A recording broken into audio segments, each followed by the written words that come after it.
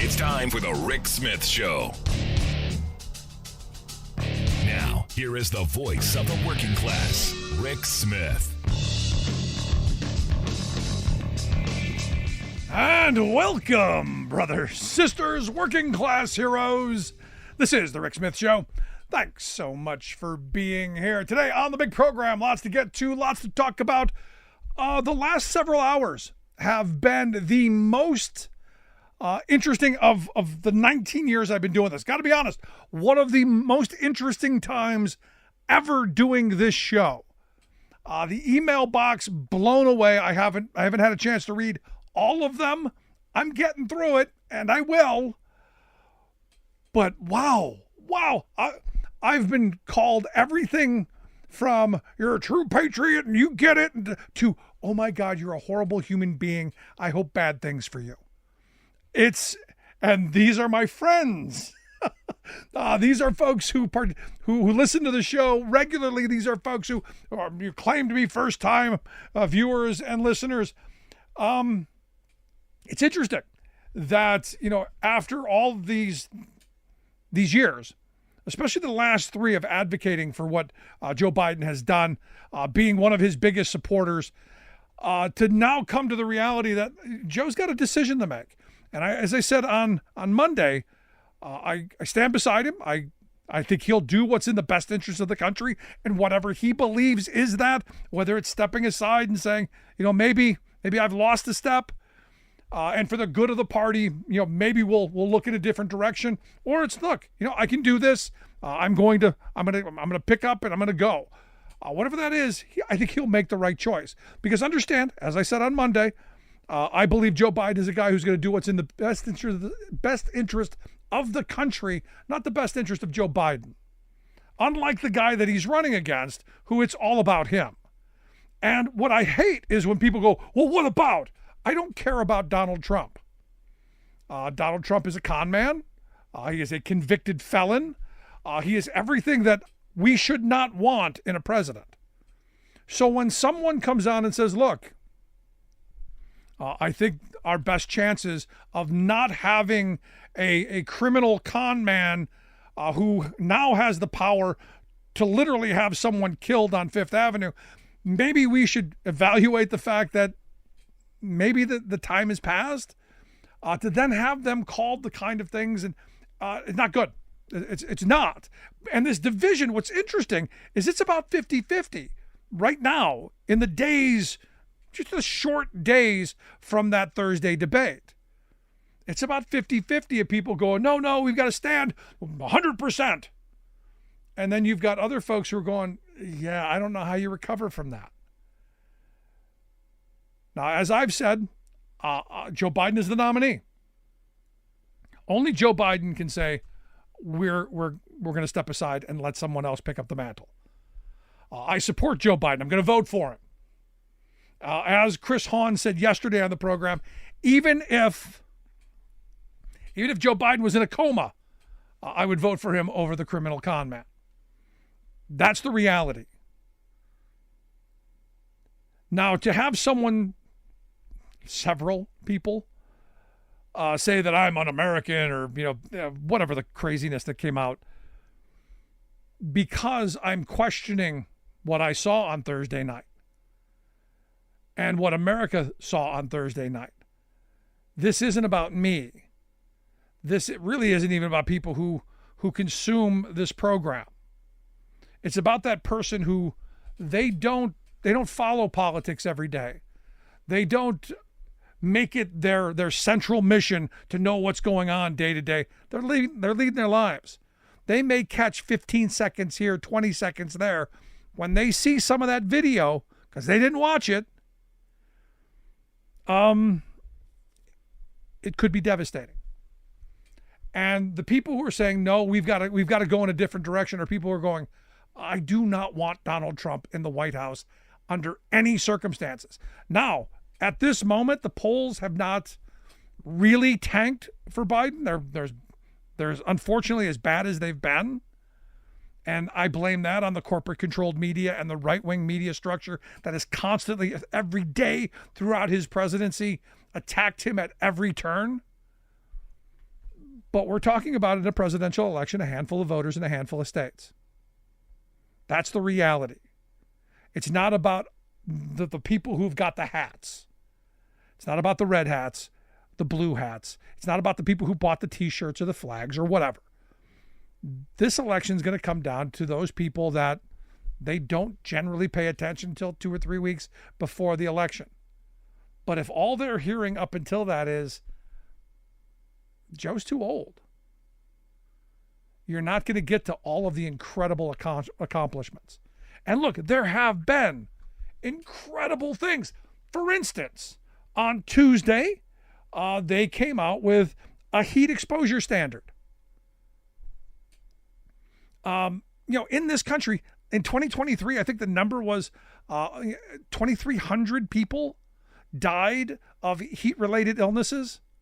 2,300 people went to work and did not go home simply because of the heat that they were working in. And they finally proposed a new rule that employers are going to have to come up with a plan. They're going to have to figure out a way to identify heat hazards. They're going to have an emergency action plan related to heat illnesses, and they're going to have to train their employees. They're going to have to train their supervisors. If someone is exhibiting symptoms, what do you do? How do you do it? Make sure that there's a place that you have for rest breaks, for people to cool down, provide shade and water, all kinds of things. Make sure that workers have the ability to become acclimated to the heat. There was a story in Florida right after DeSantis, wiped away the rules that a couple of localities had put into place about heat, now gone. A worker came, worked 4 days, and died because they weren't used to it. All that stuff we're not going to get to talk about because you're not going to get past the age thing. The emails that I've gotten from the folks who wear the red hats have all been about age. And you're playing into Trump's hand. No, I do not want Trump in the White House. And if that means being honest, and this is where we have to come back to being honest with each other. The guy who was there Thursday night did not look presidential. We have to be honest about that. As I said, I believe Joe Biden will do what's in the best interest of the country because that's what Joe Biden does. And his record is stellar. He has been the best president of my lifetime on labor issues, without question, hands down. That should be defended vigorously. But understand, Democrats aren't about one person. It's not about a cult. We've got a party that has their dear leader that is beyond reproach, and you better not say anything out of line or you will be canceled over there. This is about making lives better. It's about making the country better. It's not about one person. It's about the ideas. It's about the policies. It's about the direction. And Joe Biden has put us on the right path. So if he so chooses to say, whoever, Michelle Obama, Gavin Newsom, Shapiro in Pennsylvania, Gretchen Whitmer, pick up the mantle and go, then I will support that person. Because it's the policies, and I've said that all along. It's the things that he has done to move us away from neoliberalism, to reinvest in infrastructure, to spend money on reinvesting and reshoring manufacturing, doing the things that we've desperately, desperately needed to do. But I also don't want to give it all up out of blind faith loyalty either. There's going to be a moment where reality has to set in. And I get defending and being angry that someone's going to question your choice. But the reality is number one, keeping Donald Trump out of the White House. And number two, continuing on the path that Joe Biden has incredibly set. That's where I'm at. So angry emails, like I said, always go to the top. Please send them. I want to hear what you have to say. You can send those to rick@thericksmithshow.com. Maybe right in the subject line, make it something, I hate you, or eat whatever. I want to see that. Everybody else, just send regular emails. I will get to them. Gonna take a quick break. Right back.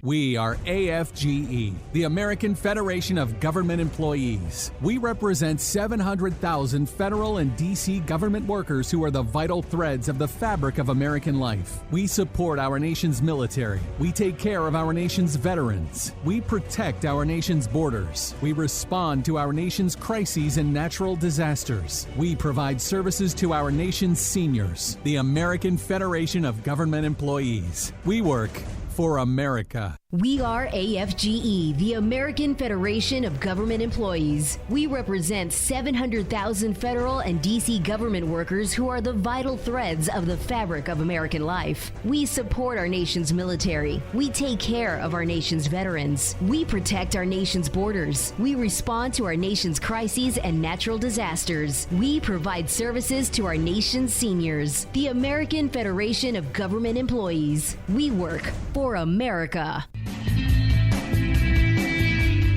Welcome back to the Rick Smith Show. Now, here is Rick Smith. I got to tell you, you look at the ruling on Friday, basically dismantling the administrative state and agencies' ability to regulate what happens, I don't know, in the workplace, in the environment, to consumers. One of the things that I haven't heard really talked about is the chilling effect that this will make in these agencies not making new rules. So on Tuesday, when President Biden came out with the heat exposure rule, immediately that's going to be thrown into court, and immediately they're going to challenge it based on this Supreme Court ruling. A couple of years of work potentially thrown out the door, and understand, not protecting workers. And here to share some thoughts on just how bad our Supreme Court has gotten, I've asked Andrew Kreig to come talk with us. He is the editor over at the Justice Integrity Project. You can check out their work, justice-integrity.org. Andrew, thanks for taking time for us. Oh, I'm thrilled to be on your show because you have such a unique audience, staying power, and reputation for telling it like it is, when so much of the media is just on the one hand, on the other hand.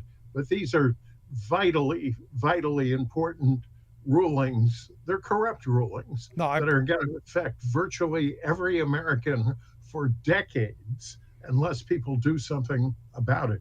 No, and you said corrupt a moment ago, and you look at all the stuff coming out about Alito and about Thomas, and you look at the stuff that's going on there and the Leonard Leo stuff, and all of this doesn't give faith in this court and the rulings that they have come down with over the last couple of years, especially given that Chief Justice John Roberts said that he believed in decided law, believed in stare decisis, and was going to call balls and strikes. This ain't balls and strikes, Andrew. No, and it's part of a plan that goes back decades, and he's instrumental in it. He has kind of this nice choir boy looking, at least when he was younger, visage. And I've often gone to St. Matthew the Apostle Church here in Washington, where each October they bless the Supreme Court justices, and they walk in looking very righteous and are praised as men of law or women. But this is a plan to undermine working people. It's funded by big money, and it's very, very bad. And it's almost indescribable for the mainstream media. And so they're not describing it. Now, do you think that it's that they don't understand just how bad it is, or they, to use the old phrase, they're not seeing the elephant? That they don't understand that these are just pieces in this giant puzzle of repealing the 20th century and putting working people back in desperate conditions, earning poverty wages and all of those things. Do you think it's possibly that, or are they complicit because they're the corporate-owned media? It's more to the latter. And let me just give a little bit of background of what I'm drawing from. So I earned law degrees from both Yale Law School, University of Chicago Law School, worked at a major firm. Before that, I was a newspaper reporter covering federal courts for 5 years. And so I have a lot of mainstream background, but I underwent some whistleblowing, investigative reporting experiences, and that's what I'm bringing to your show. The combination of mainstream, big-time law and kind of looking out for the regular person. And I can get into that later. But to go back to your question, the reporters, almost all of their organizations have been acquired by big conglomerates. And I not only lived through that, I wrote a book about it. It's called Spiked, How Chain Management Corrupted America's Oldest Newspaper. And I saw and documented how some stories are puffed up, some are suppressed or spiked. And many of us who are working in these organizations, we don't really know what's going on that much. Yeah. So this kind of goes back to your question. If you're working, chasing your own story, you kind of realize that the place is getting bought, but everybody says, just do your job. But then they say, well, that's not really a story. And what can you do? So I think that's a first-person lived experience, Rick, that they don't necessarily know, but they kind of know, but they can't do much about it. Let me give you a very quick example. And I'll name names. He's probably a good guy, but the Supreme Court reporter for the New York Times for a long time, Adam Liptak, he went to Yale Law School, as did I. And at an alumni session, he was talking about the court. And he said, well, you got the liberals and conservatives. And I went up to him afterwards. I wasn't trying to make a big thing, but I said, well, the liberals aren't really liberals. They're more centrists. And the conservatives are radical right. And he kind of said, look, we can't get into that. Everybody calls them liberals and conservatives. That's what we're talking about. Because it fits the red hat, blue hat frame, doesn't it? It's that binary choice. Because look, immediately after these decisions, I got people saying, well, you know, you on the left, anytime the court does something you don't like, it's evil and it's all this nefarious stuff. But when they do something you like, oh, they're good. And it's that binary choice that they throw at us. And it's that framing, I think, that is important. Exactly. And so, given the importance of the issue, maybe I'm taking a casual conversation and sharing it with your listeners. The reporters probably wouldn't be happy about it, but we're in a historic crisis. What they're doing is going to kill people. It's killing our U.S. Constitution, and we need your audience to be informed about it. So let me ask you this, because to be nice to people that we've run into, that we have conversations. It's really, really bad. So when do the lawyers who are supposedly the defenders of that Constitution, the people who are fighting for rights, when do we see that in that pushback in mass? When do people finally say, it's not about red hat, blue hat, it's about saving the fundamental blocks of this wonderful experiment of self-governance? Well, it better happen soon, because I used to be a boxer, and normally you go out and fight and throw your punches. There was one situation, Rick, where I got myself into a situation boxing American against a kung fu champion, and it turned into an exhibition. Yeah. So I know what it's like to pull your punches and hope the other guy is in an exhibition. These guys are mostly pulling their punches, and we need people to hammer. Yeah. Right, but here's now. the thing, and this is where I give people like Antonin Scalia, Leonard Leo, and that ilk, I give them credit for being honest. They talk about the original intent of the Constitution. And we're seeing a lot of those pieces moving into place. For instance, I fully expect the House Republicans to not certify the election if a Democrat wins. They talked about it last presidential election, about having the House of Representatives decide. The original intent mindset. I see that coming more and more into frame as the days and weeks go by. Do you agree? Well, let me point out a couple things that, I'm an investigative reporter. I work with cutting edge, deep other investigative reporters. So there's two things that you mentioned. I'll just share a thought that might get some people thinking.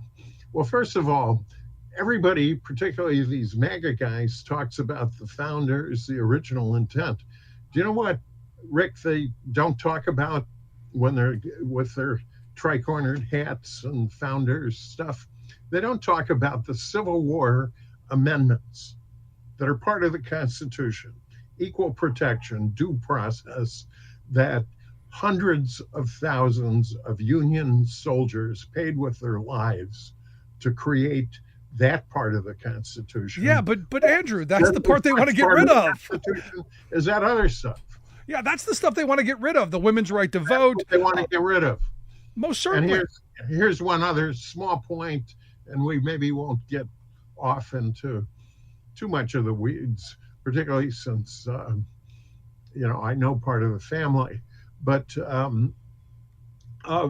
almost nobody even can say where and how Antonin Scalia died or who was with him.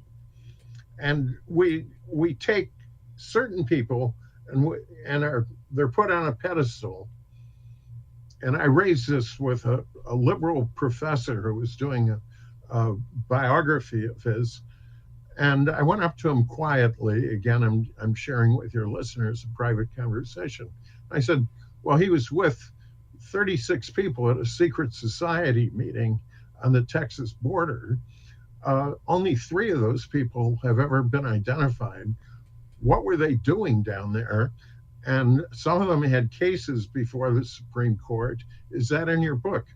And he, I'm like the skunk at the garden party for privately raising that with him. But how the heck can you understand these people's continuing clout, reputation, and scholarship if you don't know how they lived and how they died in their spare time, and nobody wants to get into it? Yeah, no. And look, he was on the ranch of a billionaire. That's what we're told. And you're right. We don't know what was going on. And that's the problem that I have with all of this stuff that's coming out about our Supreme Court. So is it, is this new, or are we just now becoming aware of it? Well, different people have different timelines. Your statement about Scalia's place of death puts you in a tiny 1% of the population, Rick. So I'm impressed but not surprised. Some people, it's a gradual awakening. And in my case, to go to a full-fledged departure from the mainstream to become a whistleblowing legal reformer advocate, I had to go through a process. And so part of the process was the Bush versus Gore decision. And part of the problem there is only a few of the Democrats fought for it. And Gore didn't really fight for it. He was too nice or whatever. We had to see only in retrospect that it was a put-up job. And 3 members who helped orchestrate that are now on the Supreme Court: John Roberts, Amy Coney Barrett, and I think Alito. So what we're looking at is the results of a long-term plan to overthrow the Constitution. And some people are becoming aware of it.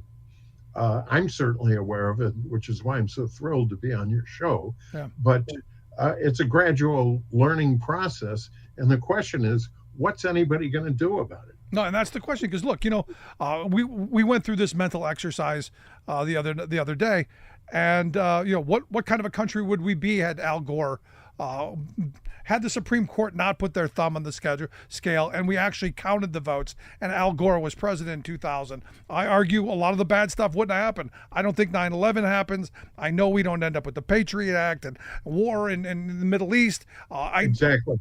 We don't end up with this insane Supreme Court doing all this anti-democratic, anti-worker, anti-consumer, anti-civilian kind of decision making.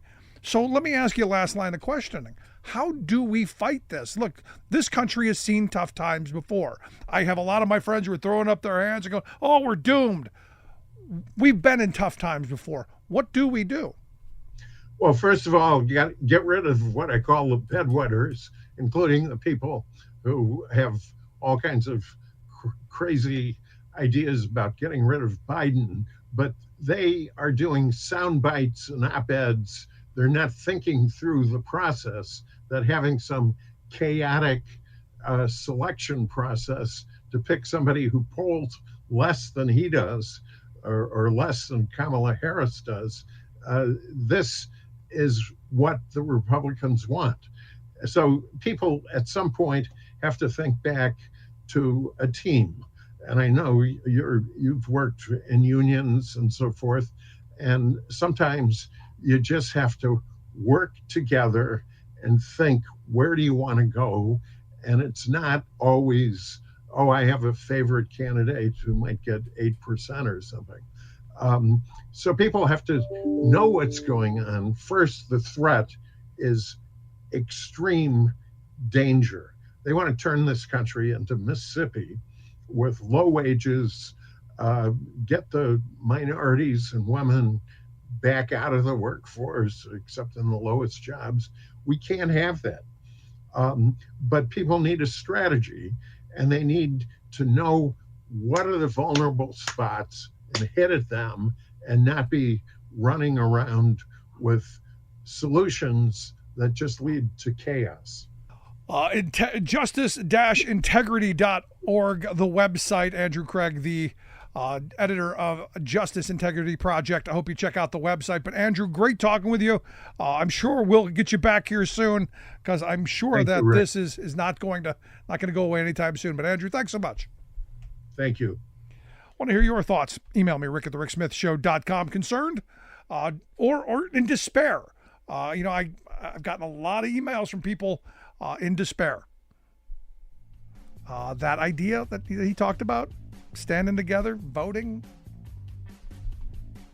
that's the way to go. Want to hear your thoughts? rick@thericksmithshow.com. Back after this.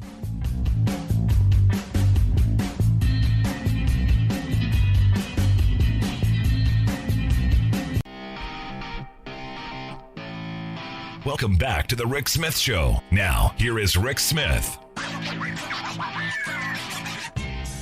So I woke up today and deliberately, and I don't do this often, deliberately consumed some right-wing radio. Some of the crazy outrage candy of the morning. Got a little of that. Got a little of the F channel. Decided to check out what kind of lunacy's over there. And then said, you know what, maybe not far enough. Actually delved into some of the real crazy cable fringe kind of stuff. And interestingly enough, not one of them, at least I didn't see it, not one of them talked about Joe Biden using his new powers, to take out Trump or to jail journalists or, just a crime in general. Not one of them seemed to be all that worried that Joe Biden was going to use these new superpowers. Now, my email box, my friends on the left, not so with Donald Trump, and even my right-wing friends. Some of them are going, well, he might abuse it. He may. And here to share some thoughts on, what this recent decision by our Supreme Court, by the 9 in robes, have come up with. I've asked Devon Ombres to come talk with us. Devon is a senior director for courts and legal policy at the Center for American Progress Action Fund. Devon, thanks for taking time for us.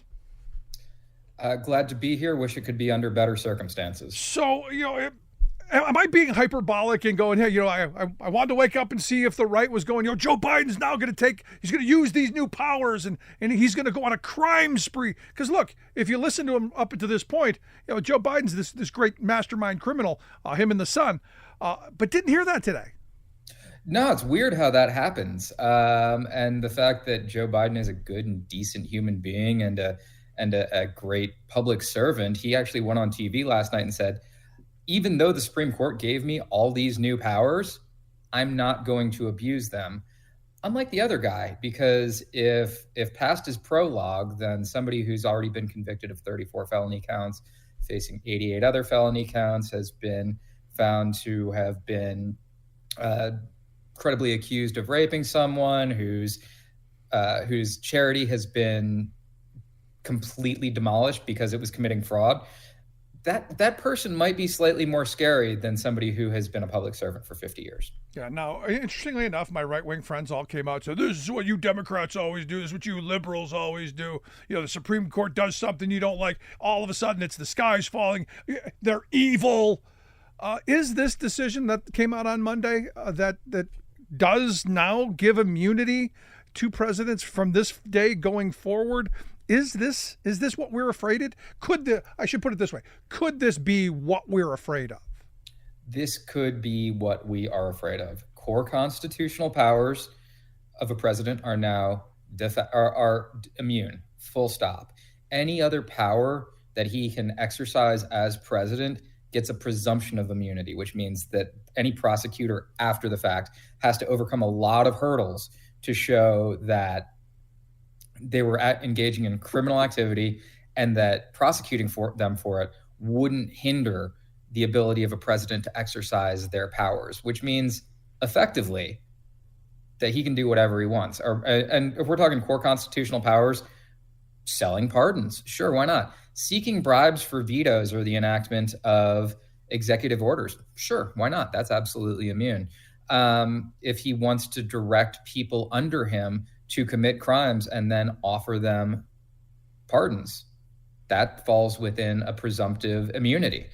There's very little that a president with these authorities could not do. And, you know, July 2nd, two days before we celebrate our 248th birthday, where we got rid of the divine right of kings, the Supreme Court just decided that whole Declaration of Independence, no, that doesn't jive with us. But what do you say to the person, Devon, who goes, you know, all the things that you just enumerated, you know, the selling of pardons, the vetoes that seem to be politically motivated, you know, people believe that's already happening, you know, because I you know, on both sides of the aisle, people believe that, you can sell off pardons and there's a quid pro quo there. Those could be prosecuted before? Pardons could never be prosecuted, but now you can just be open about it. I think you look back in time, in our lifetime, the biggest pardon scandal that occurred was Bill Clinton pardoning Mark Rich, yep, at the end of his term. I'm young enough that I don't remember the intricacies of it. I just remember that it was a big deal. But it really hasn't been a thing. But at this point in time, Trump could literally say, Steve Bannon, January Sixers, I'm going to pardon you. And it's in with his prerogative, but also I want to enlist your help to go do things. So the quid pro quo is very much on the table. But the other thing that I think people need to think about if they think it's happening on both sides is, you know, educate yourself a little bit, because if you listen to right-wing radio, good Lord, we're a bunch of child-eating pedophiles, but the evidence is never there. It's conspiracy theory after conspiracy theory with zero facts to back it up. And unfortunately, we live in a fact-based society, which is unfortunately part of what seems to be splintering the country. One side decides, I know better. I did my own research. Yeah. And everybody else is like, no, here's facts. I'm going to trust experts.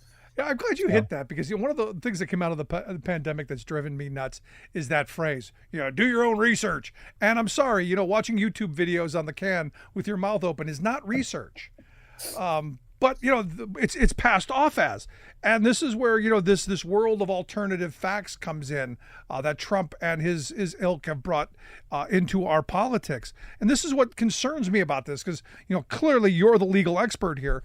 But as I was reading through the decision, did Roberts enumerate what an official act is, and did he lay out what it is and what it isn't? There are core official acts which are set forth in the Constitution.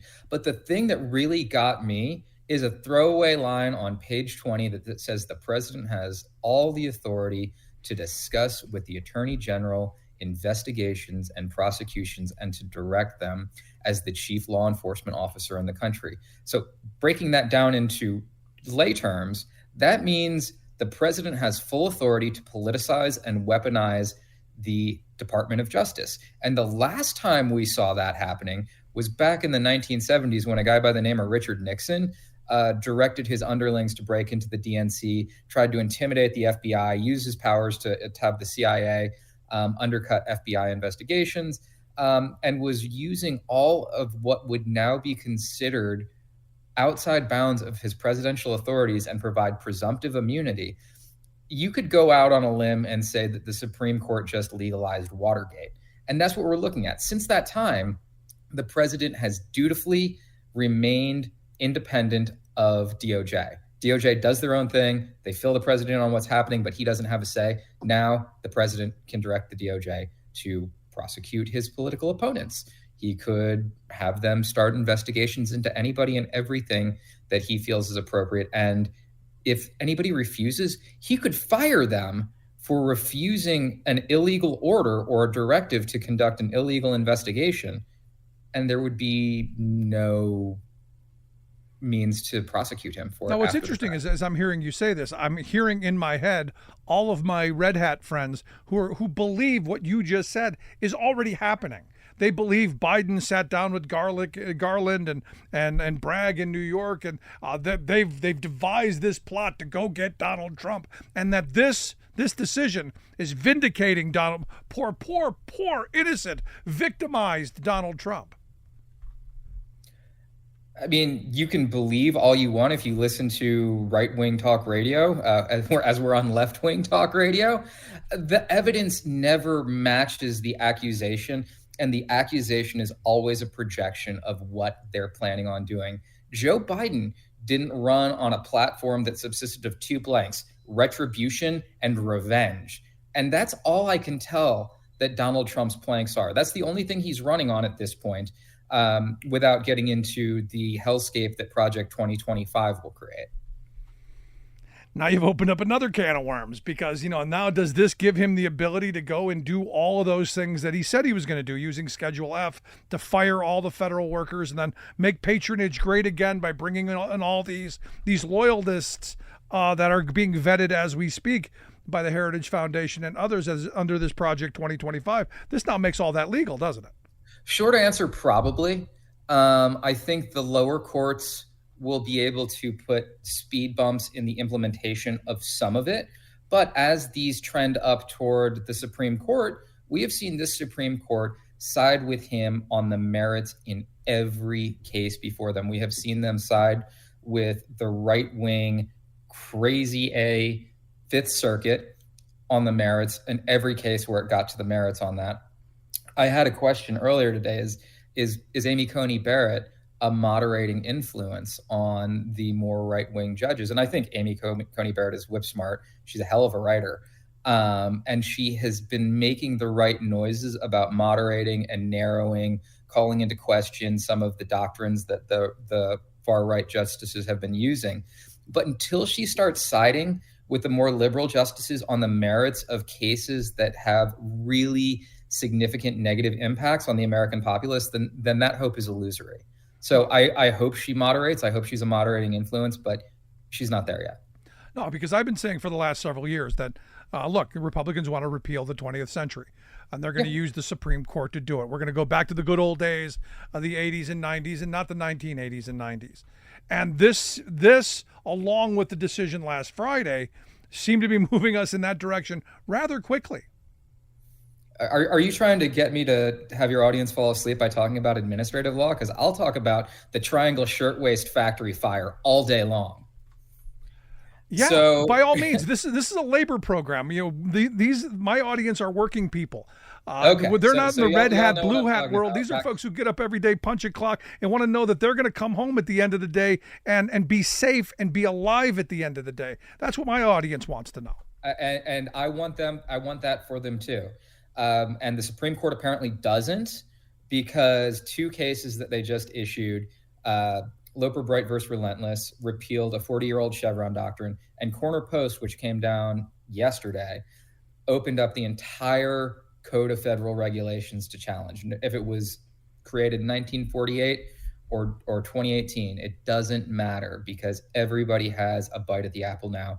And those two cases combined really limit the ability of agencies like the National Labor Relations Board or the Occupational Safety and Health Administration from being able to put in place things against labor abuses. You want to raise minimum wage or the threshold to get overtime pay. You want to stop bad employers from wage theft. Good luck with that, because labor law relies on Chevron, and the Supreme Court just ended Chevron. So we'll cut you off real quick. So, on Tuesday, Joe Biden and the Biden administration announced a heat exposure rule to protect workers from, basically dying because of heat exposure. What you're saying is that that's probably never going to make it to law, because they're going to sue, and this court will, well, who knows what.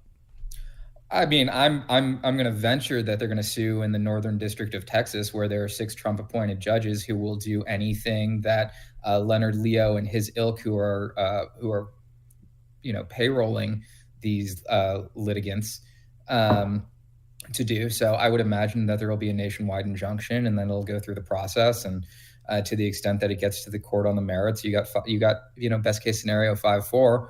And preventing that. And then you've got folks like, I'm a Floridian, so I understand the concept of hot summers, playing football back in the late 90s, doing 2-a-days in August.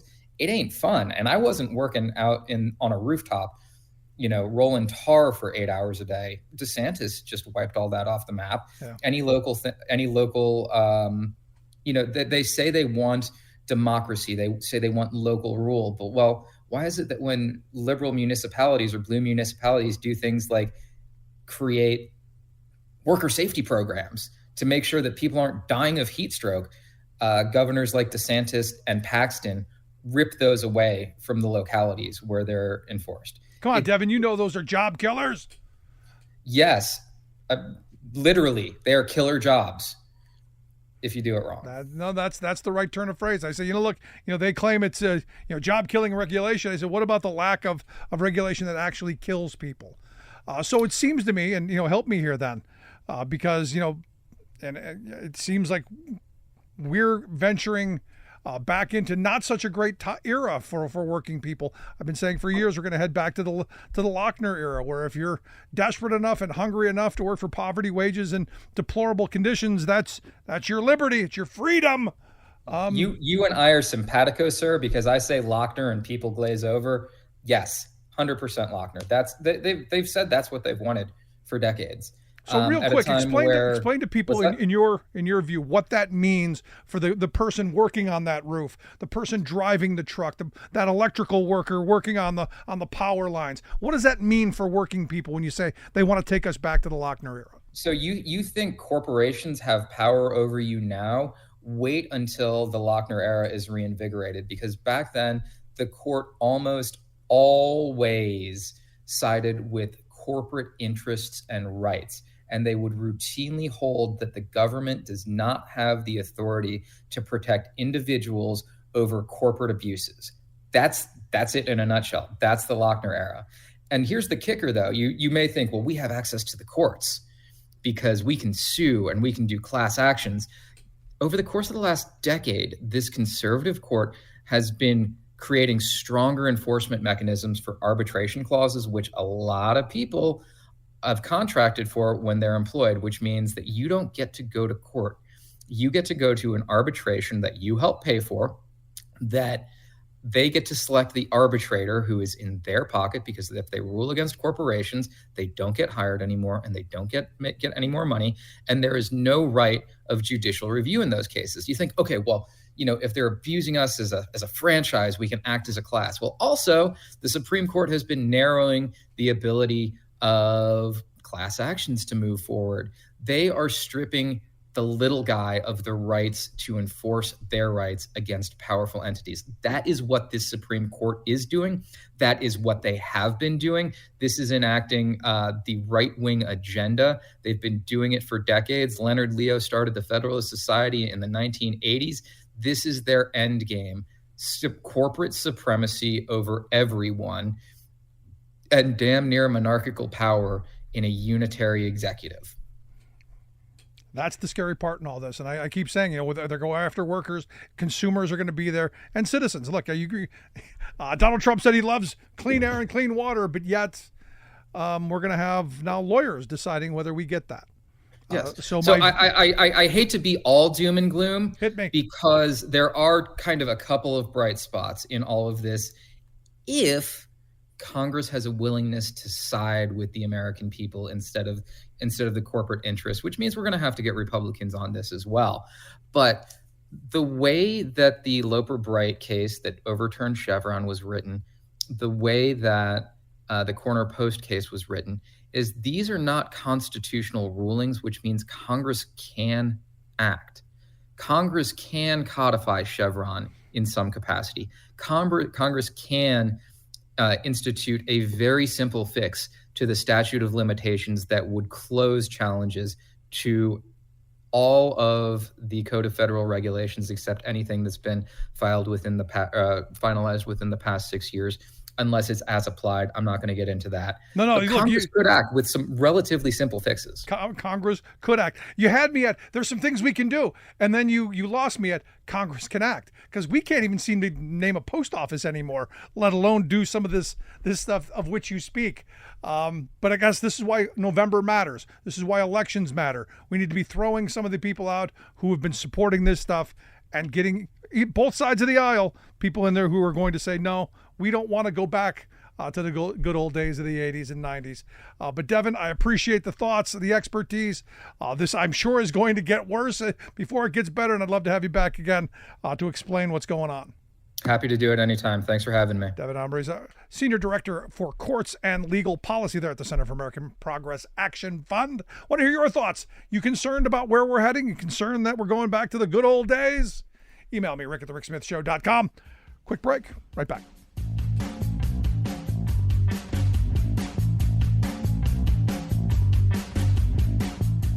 I'm Rick Smith, and this is Labor History in 2. On this day in labor history, the year was 1835. That was the day that textile workers walked off the job at 20 mills in Paterson, New Jersey. But this was not a strike like we might picture one today, with burly men walking the picket line or women chanting as they carry picket signs. In Paterson, most of the strikers were children, ages 10 to 18. Many were young girls. Child labor was in high demand in the silk mills because of their small, nimble fingers. The children walked off the job because they wanted an 11-hour workday and a 6-day work week. They were tired of working 13 grueling hours a day, 7 days a week. Soon, their parents formed the Paterson Association for the Protection of the Working Class to support the strikers. There were no labor unions in Paterson back then. The company refused to negotiate. Women textile workers at other mills in the area also walked off the job. At its peak, 2,000 workers had walked out on strike. Finally, after 6 long weeks, the company agreed to a compromise. They settled on 5 12-hour days and 9 hours on Saturday. The children went back to work to a 69-hour work week. Strike leaders were blacklisted from the mills. This would not be the last time that child laborers took a stand on the job. In 1912, children workers were an important part of the famous Bread and Roses strike of Lawrence, Massachusetts textile workers. In 1933, children workers in Allentown, Pennsylvania sweatshops joined in a strike. Their participation led the governor's wife to join them on the picket line. The strikers there won an increase in wages and reduced hours. Children fought against their exploitation by taking to the picket lines. Labor History in 2 brought to you by the Illinois Labor History Society and The Rick Smith Show.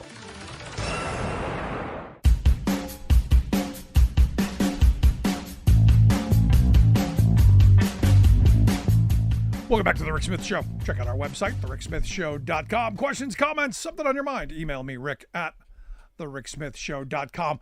Now, look, with Devon got into the idea of the Lochner era, and we haven't talked a lot about that over the last year or so, but it's right now fully back on the table. The fact that they've destroyed the administrative state. It's coming. This idea that we now have no longer the unitary executive. We're going to have a king. I guess this is where this could go. And I've had people go, well, how's this going to matter to me? Why do I care? How's it going to affect my life? Because these cases, they seem so abstract and so out there. Understand that we have in this country this kind of certainty.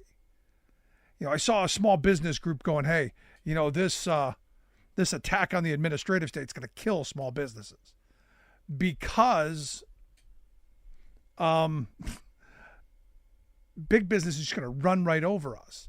The regulations that are put into place about fair competition, all that stuff is now on the table to be overturned. We're in the Wild West moments now. Where do things go?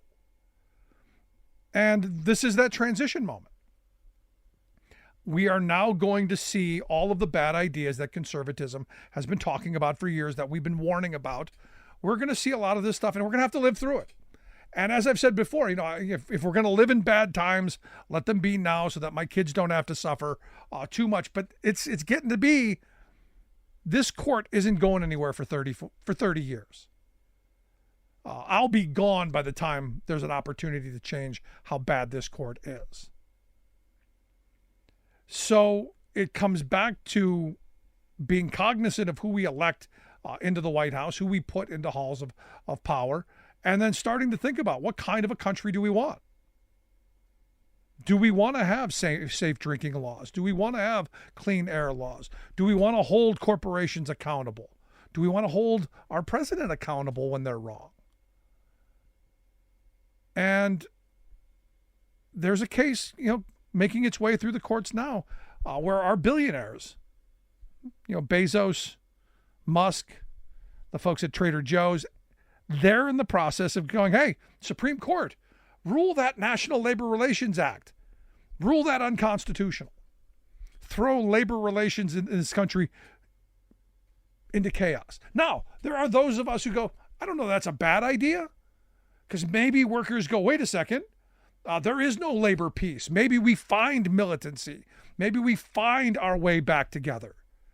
And this is where it's easy to have despair. It's easy to go, oh my God, the sky's falling. But it's also an opportunity for people to go, wait a second, bridge too far. No, I don't want rivers burning. No, I don't want corporations to have absolute power. No, I don't want a president who can have someone shot on Fifth Avenue.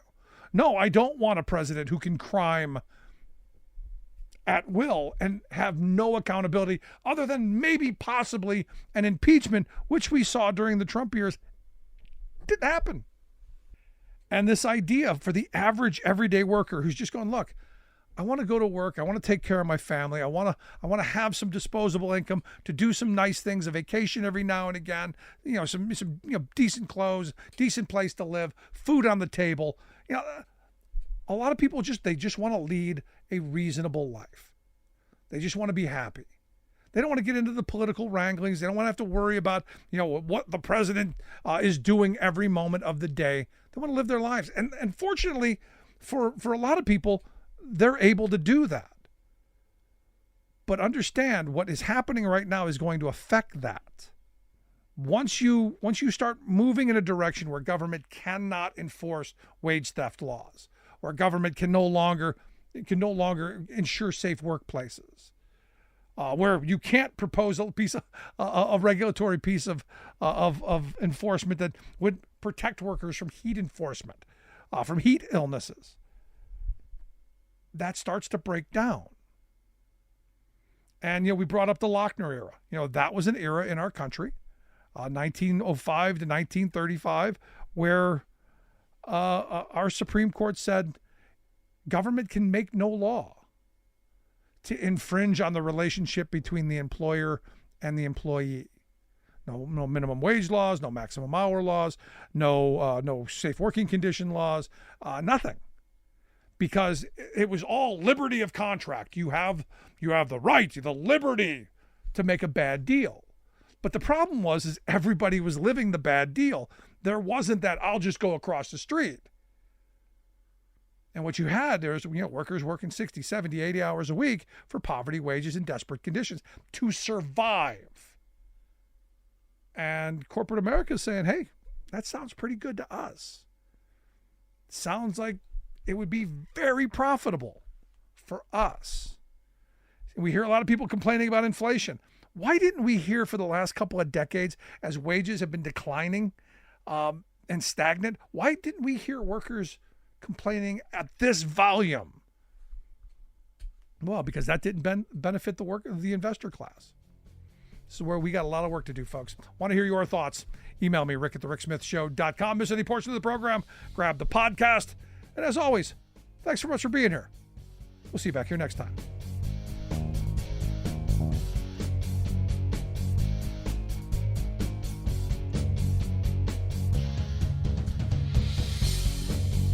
You've been listening to The Rick Smith Show. Email Rick at rick@thericksmithshow.com. Until next time, this has been The Rick Smith Show, where working people come to talk.